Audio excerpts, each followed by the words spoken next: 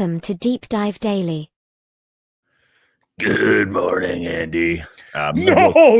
My voice is broadly. I thought you were just going to do it again. Broadly in trouble. I have a full sore throat. That was a tough one. But our second half under, not as tough.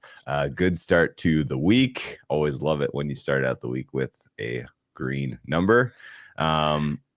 Let's talk a little injuries. Bad to start with, but we talked about. We were kind of texting back and forth. Well, it was kind of the best possible bad start, right? Yeah, if you're gonna have a bunch of points, you want it to be the team who can just while it away, and then the other team is not going to kick field goals at that point. And I just tweeted this out too, and I don't know that I'll actually have the time to rewatch it. Maybe Saturday if I have some off time. But it felt like Miami's offense was not that bad last night. It was just the very end of every drive was a catastrophe of, hey, let's miss a kick or throw a pick or fourth and the fourth down play wasn't good. They missed a kick. They had a couple turnovers and then they got in a bad game state and it went down from there. But they were pretty decent. And I'm not saying good, but it wasn't bad, all things considered. You're missing your two hugest weapons in Tyreek Hill and Darren Waller.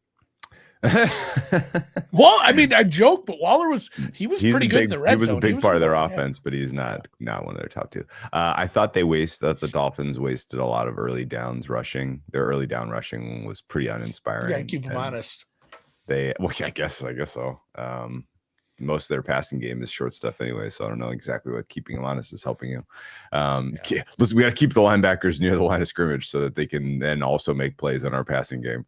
So the early rush stuff, particularly the stuff between the tackles, was miserable. I don't know why you use H-Chain that way anyway, and the other guys were very ineffective. And that put Tua in some tough spots. It felt like the Ravens had to try extremely hard to generate pressure, and they saved their aces for when they needed them as far as pressure generation. But then when they did go for it, they got Tua, and that was basically a wrap in the second half. Lamar didn't look entirely right. He only had the one rush attempt. In general, it was a pretty, I would say, an uninspiring game. If you come out of that one, if you're like one of the people that thinks Baltimore is going to now go on some scorched earth run. Yeah. So if you're just a box score guy and you're like, hey, Lamar had 4 touchdowns.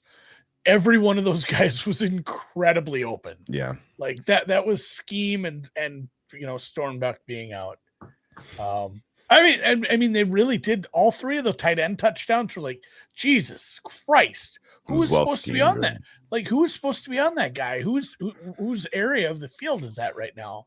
And yeah, I mean, Henry was meh until the second half, which sometimes that's Derrick Henry, where he just wears your ass down, and then the defensive line playing from a deficit just has to put up with pounding, and you kind of get what you got here last night, which is the way he wants it. Yeah, so Harbaugh's coaching decisions were uninspiring. I thought the Ravens make just win because this is a playoff schedule. Game, so. Yeah, they'll win because their schedule is dog shit. But they have a long way to go on offense before they're warranting their market rating, in my opinion. So probably not going to be betting the Ravens much, and we'll just watch them win and cover and be like, I guess. I am glad. So wrong. If you remember on Wednesday, my market rating said Miami is a bet at this big of a number. Yeah. I said I can't do that. I can't stomach that because it's one of those where, yeah, this is okay. You get a little CLV and then Miami loses. I should find the clip of that. I said, and then Miami loses by like 21 points or something silly. And it would have been infuriating to have a Miami bet in this one. Glad we had the second half under. Let's move on to Kyler Murray. Yeah, let's rip through some injury news, and starts with Arizona. Kyler Murray has missed the Cardinals' past 2 games, but head coach Jonathan Gannon told reporters that they're preparing for Murray to start Monday's game against the Cowboys. He said that Murray will need to get to, quote unquote, fully healthy in order to play week 9. Murray was limited at practice. There was also some very weird quotes about we will have a quarterback available for media. I didn't exactly understand that. And then they didn't do media. Then they didn't do media. Yeah, So they canceled the media availability of it. I think Kyler plays, and we joked off the air like, does it matter?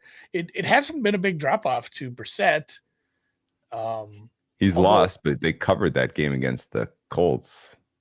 Market moved on the news away from the Cardinals, and then they were just as good, if not better. Cowboys that's a very tough Colts soft. Cowboys defense soft. This is the Clayton Adams game, Andy. Yeah, Clayton Adams. I do wonder if we get Brissett.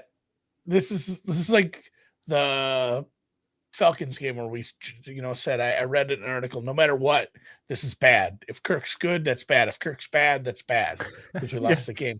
This is like if it is truly and Brissett goes out there, Brissett could have he could just have the most passing yards of anybody in the league this week because it's that soft of a defense, and their defense stinks too. And Dallas probably is going to score a lot of points, so they're going to have to continue to stay aggressive offensively.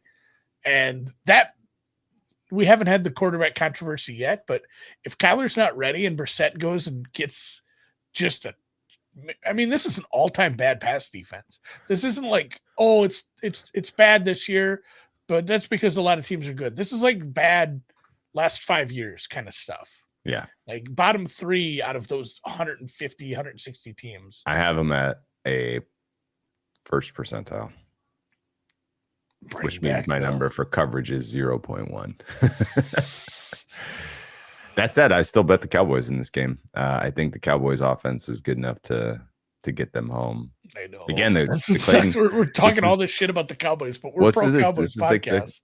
I know this is a Clayton Adams game in that I think that the Cowboys can play keep away to a degree. I think they're going to be able to run on the Cardinals, and I don't think the Cardinals are going to be able to get much going on the ground. It's going to be all through the air, whatever they do get.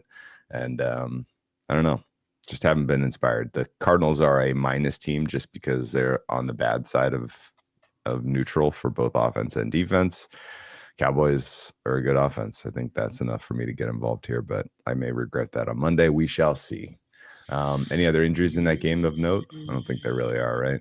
Zay Jones was limited. I think he goes. DeMarcado was limited. I think he goes. From last night, are you talking? Oh, for the Monday Night Football game, because we didn't have injuries when we covered that at the very end of our podcast on Wednesday. Yeah, not really. So keep an eye on. All right, go ahead and rip through the rest of the injuries, Andy. I don't have a lot. I don't have a ton. Oh, really?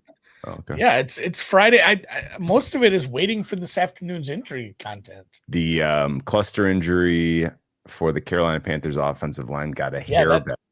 Taylor Moton was upgraded to limited. I don't know if that means he plays, but Damian Lewis was downgraded to full. Yeah, they're going to be down to. He was downgraded to full. Yeah. Best case, it feels like they're down 2 or 3. Yeah. Brady Christensen is on the IR with the Achilles, as you predicted. So he's probably not going. Bryce Young looks like he will go, but behind that offensive line, good luck. There's been a little bit of market support for your Vikings. Riddle me that one. J.C. McCarthy is going to go, but Christian Darrisaw does not look likely. Is this the Van Ginkel hive showing up? Because he was a full participant. I don't know. I don't know if he is out there for an extended period of time. I think they ease him back in. We'll see. I'm not seeing like, oh, the Vikings are suddenly healthy and we should be betting this team. I mean, we still have issues with the Lions secondary, but I suppose if that's the game plan and they're going to be real aggressive attacking that and saying like, hey, we're Minnesota. We're not a good team right now. This is a team that's expected to possibly win the division, at least go to the playoffs. And we're on the road. We can't go out there and just try to luck our way into a win by limiting possessions. I think KOC is probably aggressive here. If you have really good receivers against a secondary who's banged up and maybe not all that good to start with, and I know Branch makes such a big difference coming back off his silliness, but I think this is a high variance game because of that, because I think they're going to push the ball down the field and JJ giveth, JJ taketh kind of thing, where If he hits a couple deep shots, the Vikings maybe stay inside the number. If those are turnovers, the Vikings get shut out. This is not a game I'm super excited about betting, Drew. Okay, a game that I'm regretting getting involved in is the Giants game. They have a bunch of important players in their secondary who DNP'd. If you know anything about the Giants, they already cannot stop the run. If they cannot stop the run or the pass, that feels like a sketchy game. I know that the Niners are also missing a number of offensive linemen, and that offensive line is a problem. I still think the Giants are going to win in the trenches on both sides of the ball. Big question is, will it matter? I don't have an answer. Nervous about that Giants game. Is the answer to this game just the over? I don't know, man. I mean, the Giants could win in the trenches, and oh my god, Giants, it's 49 at some joints. This is really big number. Up. It's a big number. Yeah, it's moved up all week, which I mean, it checks out because this Niners defense, with everything going on, and now I mean, D Winters banged up, Bryce Huff missing extended time. And then, as you mentioned, are we thinking no Cordell Flott? Let me take a look at my projection there. He was concussed. I don't know where he's progressed at this point. Like I said, waiting for some Friday stuff. I think Flott. I have Flott going. I like that this is where we're at this point in the season. We need to figure out if Cordell Flott is playing. I have Flott going. I'm mostly keyed on Javon Holland. I want to see if he gets upgraded from limited to full today. Hoping he does, because Paulson and Debo looks like a no-go for me. Not that he's any good, but you're hurting in that secondary. I don't have the practice report from yesterday. I just know Flott didn't practice Wednesday. He was not on the practice report. I mean, on the injury report that I'm looking at. So I don't know. Maybe they it's such a big number now. I thought we were still at like 47.5. This is up to 48, 49. So yeah, let's staying away from that one unless you want to bet the Giants. I don't think you're wrong to still like the Giants in this spot. I think that the Niners defense, we haven't seen the depths of despair yet, how bad this can be. Surely. Okay. Nothing else really for me in the info. Any other market observations you wanted to touch on? No, I mean, let's keep an eye on some of the injuries for Atlanta as well. Those mattered. London, Bates, Jalen Walker. I need to see final practice reports for Friday. Jeffrey Simmons remains a DNP. That's not good. That's their only good player. I know. Tennessee. Not good. Chargers. Oh, yeah, that was my teaser. Chargers. I'm teasing the Chargers on the road. I got to go look at my pendings. I teased them with Detroit. I think I might have a Detroit Chargers teaser. I'm going to have to go look at low vig where I get them for -115. A bit surprised that Seahawks haven't crept back up to 3.5, considering that there are some big-time meaningful injuries for the Commanders. Tunsil was upgraded to limited. Maybe that's people think he's going to go. I don't. They don't really have much of a pass rush going right now. Dorrance Armstrong, of course, is done for the year, and now Newton DNPing. Kinlaw downgraded to limited. Like they may not have anything going on in the middle. I mean, I think a lot of the excitement in the market. Matt Gay was upgraded. Yeah, I think he'll kick this week. I think that a lot of the excitement in the market has just been like, your quarterback is back. Your two best receivers were back. We'll see where, obviously one of those is gone now again, but you have your quarterback, you have Debo, and people aren't that worried about missing Dorrance. That was like your only pass rusher, man. There's one thing I ask you about. I'm a little nervous. I don't know if you saw this, but the Seahawks they put Sam Darnold on the injury report as a full participant with a chest. He's not back on in the mono game, is he? No, so this was a nipple piercing, Drew. And it is just it's a little sore after the initial piercing. That's why they had to list that as a chest injury. I made that up. I think he's fine though. Did you see that? That guy, he said he tweeted something like, if my team loses or whatever, I'll get my nipples pierced, and he went and did it, which is the right thing to do. Because that guy, you have to do it. The guy who didn't eat the dog shit, look what's happening to Florida State. That's a great point. That team has gone to hell in a He handbasket. turbo cursed them.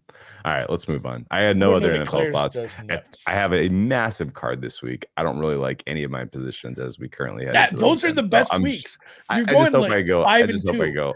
Whenever you feel fucking disgusted with yourself going into Sunday, 5 and 2. Okay, I'll take 4 and 3. I'll be fine. You might go 6 and 1. I think I you're would- gonna go 5, 1 and 1. If I go 3 and 4, I'm you're not gonna even going to push. be that upset. I want You're getting a anything push. 2 and 5. Anyway, let's talk a little bit of Breeders' Cup. Today is, of course, Breeders' Cup Juvenile Friday. We have the 2-year-olds running.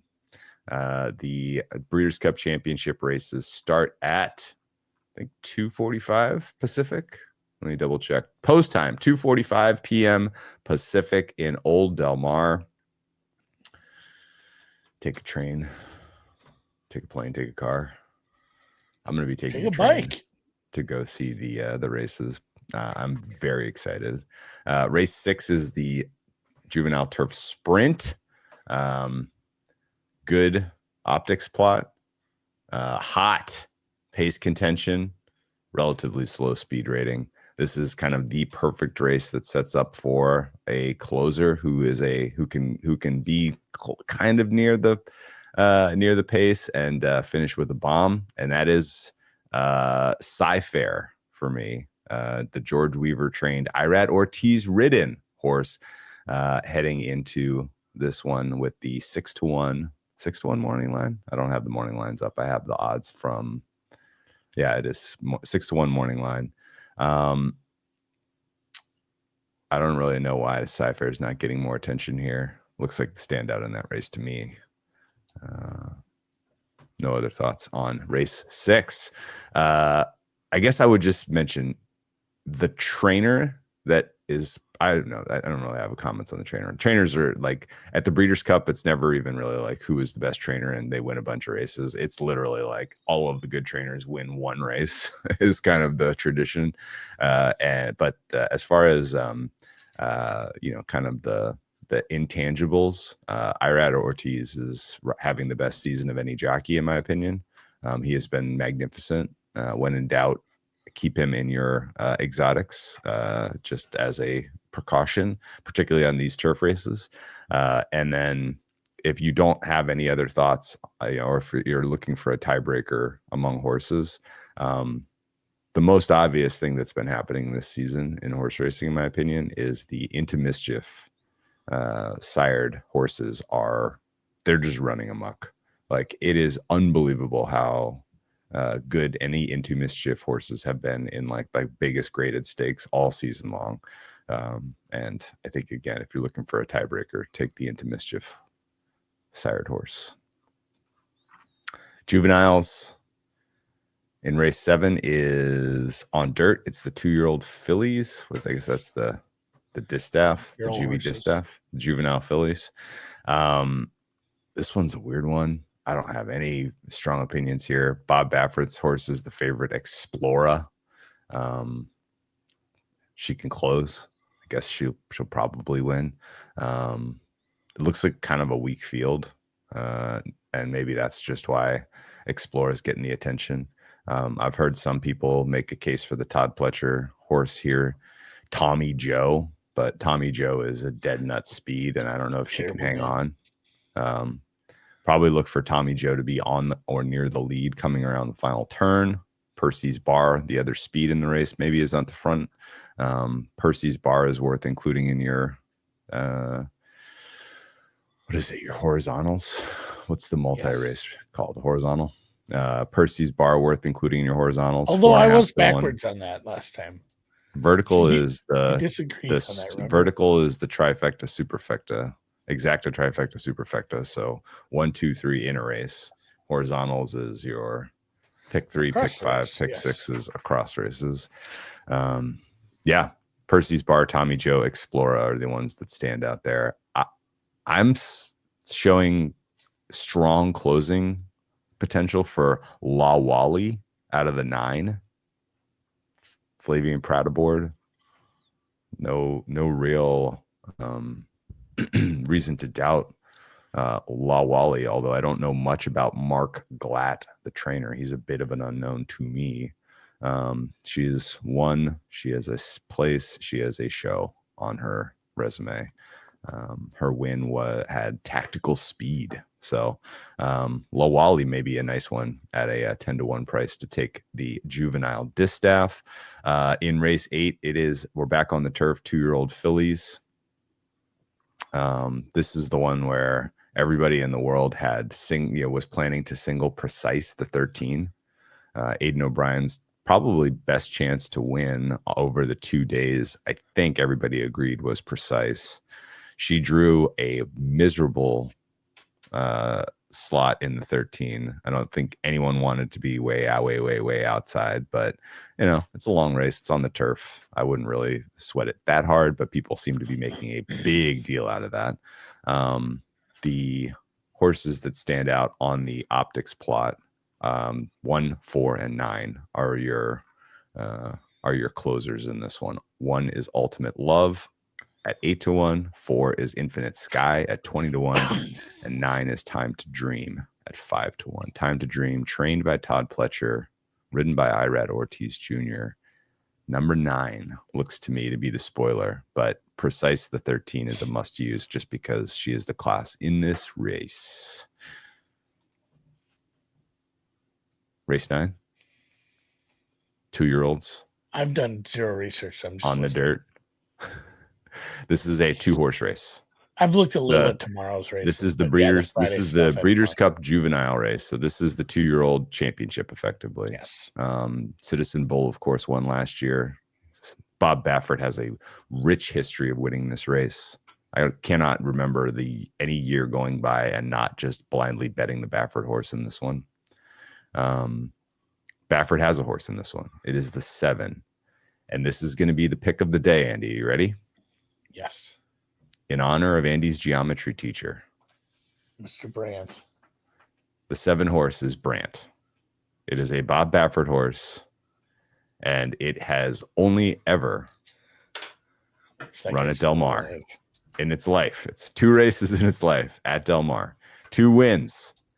Don't really know if it can close. Don't really know if it matters. This is a wire-to-wire potential, and you're getting a decent-ish price because the favorite in the race is Ted Noffey, Todd Pletcher horse, ridden by Velasquez. And Ted Noffey is undefeated through 3 races. It's run at Saratoga. It's run at Keeneland. It's shipped. Nobody really seems to be concerned about how Ted Noffey shipped as a 2-year-old. He's only had 27 days off since his last race, which is not a lot of time for a young horse. Although, sometimes the younger horses don't need as much rest. Brandt, on the other hand, has had 54 days to prepare, trained by Bob Baffert. The 7, I think, pulls off the upset and sends all of the Ted Noffey supporters home crying. So keep an eye on your boy Brandt. I will. And RIP, I just Googled. I'm like, is this guy still just passed this year? He was an old memorial. Man. So this is the memorial. I'm putting extra on this for Jim Brandt. Maybe my favorite teacher. Brandt. Let's go, Brandt. I did like math. I did like math. Taught also ESL, which is English second language. As we the had 7 and 8 the 7 and 8 are going to duel the whole way around. It's Brandt have for a me. little bit of a kick. Fuck, I love geometry. Brandt speed figures 96 in race 1, 98 in race 2. Looks like he's going to pop 100, in my opinion. Bob Baffert always has these guys ready to run on this day. This Juvies. Ted Noffey, on the other hand, no disrespect to Todd Pletcher, he's amazing. Let's I think what was the last time Pletcher won here? Forte, maybe? I don't know. He can win a juvenile race. We'll see. Maybe Ted Noffey just is much the best. We'll see. I think Brandt is going to be our guy. Very, very fun. No opinion on the last race, the juvenile turf. It's probably going to be one of the shippers. Gustad is kind of the hot choice. Is there a Chad Brown horse? He's at 14. Let's see. I don't see one. Okay, He then I doesn't- won't bet. Then I won't bet that race. He doesn't typically have many juveniles. He's got a lot on day 2. Yeah, he'll have tons on Saturday. Aiden O'Brien's horse Gastad is the short shot here. Ooh, Um, I hate to correct you there, what? but I've watched Scent of a Woman.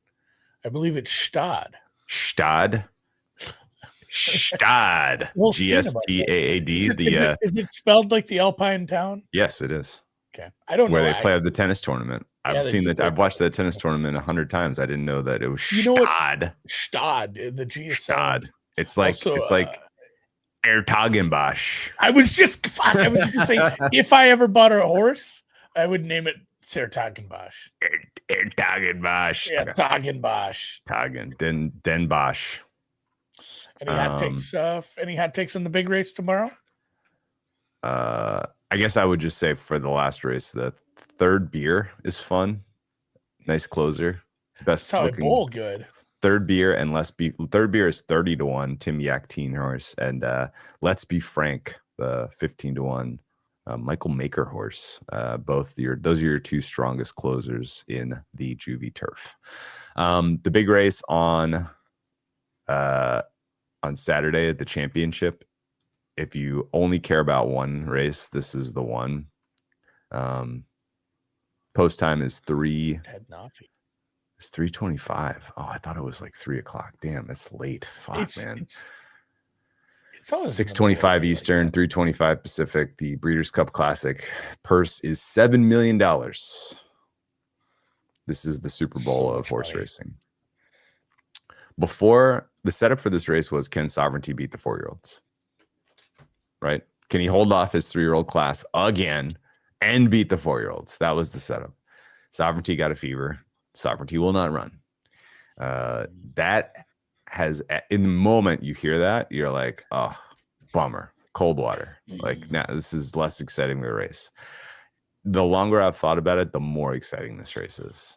It's like, now it's like, oh shit. Like, you have 6, maybe 7 horses who are dead fucking even. And you can make a strong case for many of these horses, I think. And you kind of just need to pick your favorite. And I was going to say, it's not a great betting race because you have to. It's kind of pick your fighter, and I don't know that any of those numbers are going to be choose your fighter. Advantageous. Yeah, choose your fighter, and you may get it right. The favorite for the race is Fierceness. Fierceness, of course, won his last race. It was a troubled trip in the Pacific Classic. He soundly defeated journalism. It was a troubled trip. If you watch the replay, it's kind of worth seeing it. He was in the 1. They start way back, and you know how, like, do you remember in Del Mar how the straightaway, the home stretch goes way back? And so the Pacific Classic, they start them way back on the behind the straightaway, and they come, the first passes, by the grandstand, and then they go the full loop around and finish this normal finish line. Well, he was in the 1 over, in the Pacific Classic, and they have an auxiliary gate so the horses don't inadvertently turn before they get to the straightaway, and Fierceness turned into the auxiliary gate and almost just completely wiped out. It was a weird start, and he recovered. He got on the lead, and he went wire to wire effectively. It was an incredibly impressive performance by Fierceness. The problem is he does not tend to put those kind of performances back to back. He earned a 111 speed figure there, which is amazingly impressive. If he does that again, he wins this race. I don't think he does it again personally, and I'm going to take him on at price as the favorite here. He can definitely hit the board. I would use him underneath. But real quick, because we have a question. Yeah. Correct me if I'm wrong. This is the 6th race on Saturday? No, this is race how 9. many? Race how many? 9. I was going to say, how many undercard races are there before you get to the good stuff? This is race 9. So you have like three shitty ones, and then you get to the sprint for the girls. There are 3. There are sprint. Correct. There are 3 warm-ups. Yep. 3 warm-up undercards. The Breeders' Cup championship races start race 4 at noon Pacific. We get going, and then at 3:30 they run the Breeders' Cup Classic. Post time technically 3:25. Yeah. against Fierceness, which means you're looking for a closer in this race. The best closer, as far as I can tell you, is Sierra Leone. Sierra Leone has had an uneven 4-year-old campaign. Only with a 1 win was at the Whitney, but it was a good win. Put up 107 speed figure. Chad Brown, of course, is the trainer. Andy, to answer your question, Chad Brown has another horse in this race, Contrary Thinking, who is the quote unquote rabbit, the early speed, try to set up a bit of a early pace so that opens the door for Sierra Leone to close the way he did last year in winning the Classic. I think Sierra Leone is the choice here. I've heard compelling handicaps for Forever Young. Forever Young, by all accounts, ran the best race of the year in the Saudi Cup. You want to watch a good? Do you like rewatching horse races? Yeah. In prep, go watch the Saudi Cup with Forever Young. So it's a thriller. If you know the result when you watch the race, you'll still be surprised. Just because I don't have any insightful thoughts on the horses, Bob Dylan, Rod Stewart, or Alphaville for Forever Young. Yeah, I'm a Rod Stewart Forever Young. What about you? I think so too. I mean, do you know the Alphaville version? I don't. So it's the one on Napoleon Dynamite when they're at the dance. Yeah. It's very similar, but yeah, I think it's Rod Stewart. It's Rod Stewart for me. Rod Stewart, underrated, guys. For sure. Give him a shout. For sure. Yeah. So this is probably a duel between between Forever Young and Sierra Leone with Sovereignty out. I'm okay looking past journalism. If he wins, I'm just going to shrug my shoulders. I'm okay looking past Mindframe. I think Mindframe is a little bit overbet, or at least too many people believe in him. Our friend Somich is into Antiquarian, which I kind of was completely surprised by. That is the Todd Pletcher horse in the race. I guess Todd Pletcher has Mindframe too, and Irad Ortiz. Maybe he knows something that I don't about Antiquarian, but the optics plot for Antiquarian looks atrocious. Like he's clearly going to be on the lead and fade.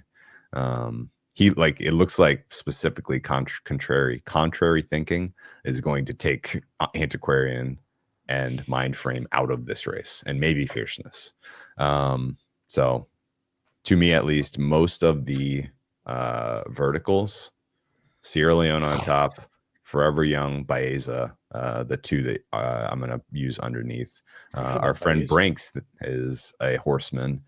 He's a Mindframe guy. He's a Baeza guy, actually. Really? He's in other races. In other races, he's been a Mindframe guy. But Mindframe has never really raced against quality like this, and his speed figures do not really match up. Mindframe's fastest speed figure was a 104. Yeah, it's damn good horse, but this is the Super Bowl. Yeah, exactly. Better, you got to bring your best. You're the best. Hurrah! Yeah, so I think Fierceness is a use underneath. He's the horse that gets caught, in my opinion. The question is, who passes him besides Sierra Leone? Does Forever Young pass him? Maybe this is just a rerun of last year, honestly, and it's Sierra Leone over Fierceness over Forever Young. That was the 1, 2, 3 we had last year. It just ends up similar. Well, I guess with Sovereignty out, that's been like the story all year. Is like the same exact result. Like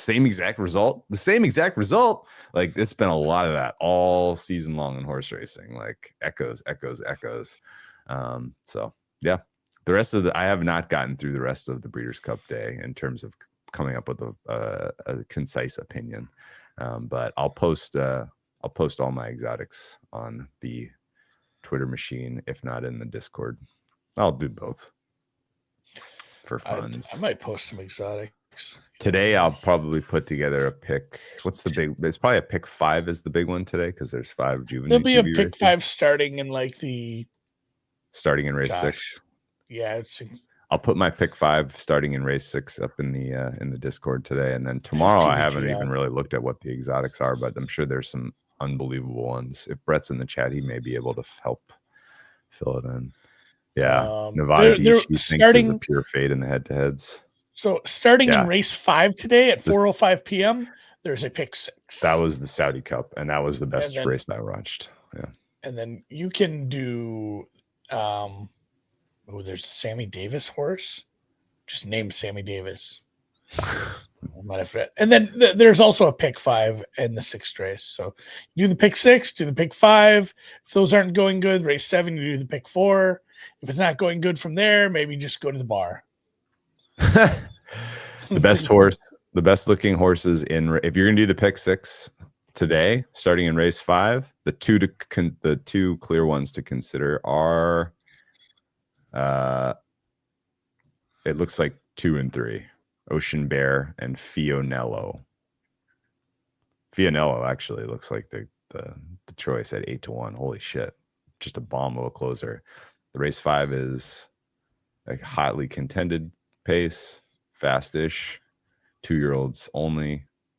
Ocean Bear is going to be in the mix, but could be too close and too tired to close. Fionello looks like it's going to be in exactly the right position to rein everybody in.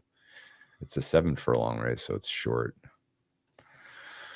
It's funny that Charles brings up exotic soup. Someone has inspired me, as I've said, I only want to make soups this year that I've never made. So we're heading to Greece for Avgo Lamano, a chicken lemon. I've had it, never made it, obviously.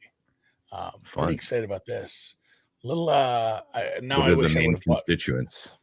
I wish I would have bought orzo the other day when I bought the tiny, because now I need orzo as well. So back to the store, which I don't have fresh lemons anyway. Okay, well you just opened the door for wine of the week, Andy. What are the main constituents in your soup? Chicken, lemon, chicken, lemon. There's gonna be little veggies, but it's looking like it's just a chicken broth based soup with some lemon. I guess I haven't looked too heavy into the recipes yet. You do use egg yolk, fresh lemon, dill. Maybe is that dill? We're gonna have to dig in. I haven't dug into the recipe yet. I just know I need chicken, I need orzo, and apparently I think this is dill. Dill and lemon, I guess, are going together. Okay, so if you're having that and you want to pair it with a wine, I actually have a lot of notes on Greek wines from last year. The most lemon friendly of the or complimentary of the Greek wines that I had was it needs to be lemon friendly. A sear. How do you pronounce it? I have the Greek stuff. I don't have off the top of my head. I'm going through my pictures right now to see if I can find the photo that really stood out. There's a Kefalonian white that I'll get to that I think would be good, but those are a little tougher to find. Here it is. Since Prince was on Kefalonia, this was so long I've been on. Can you read? Can you read that? Is that but that's an E, but how do you say that E? It's an S. Santorini. I like that redheaded comedian. Sirico. Is that what it's called? Santorini makes the most famous wine. You might just have to post pictures because we're talking.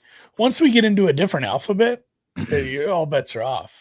That's why I'm glad Russia doesn't really make wines. The Santorini grape of note is Assyrtiko, Assyrtiko, Assyrtiko, and it is very, very much a lemongrass heavy wine, minerally. So it sounds like it'll pair perfectly with the soup you're making. The other absolute smash was do you remember what the soup was called? What? Because I do not. Avogomolo. I gotta look it up again. It's a big word. The soup, yeah. The two I would look for anything from Santorini, because I think they really only make Assyrtiko there, and then Kefalonia, another island in Greece, makes incredible wine. Robola. And the best of the Robola I had there was shit. Here, go back to 2024. The best of the Robola. We went to this winery and it was an amazing experience right by the airport in Kefalonia. I swear to God. Saris, Sarris was the producer. Best of the Kefalonia that we had. There's a lot. They're all good though at Kefalonia. A lot of old vine there that really kicks ass. One last question before we wrap up our Friday. Drew, going in a big wine costume to a Halloween party tonight. What's a good wine to bring when dressed up as one? A bag of wine, I guess, and that is a box, but you take the box off and you have the bag, because then people can slap the bag. Unless this is a Babadook. Is this a Babadook situation where? Have you seen that tweet, Drew? No. Do you know the Babadook? I've gone to Halloween there's a picture of as the Babadook. Someone dressed as the Babadook in an incredible costume, and no one else is dressed up at the party. And it's like, I dressed up as the Babadook when it was more of a grown-ups drinking wine together kind of party. And it's almost upsetting how good this costume is, and no one else is dressed up. I love that. I guess it depends what kind of party. If it's a rager, if everybody's just going to be ripping and nobody's like having sophisticated conversations, I like Andy's call, just take a box. The Bag.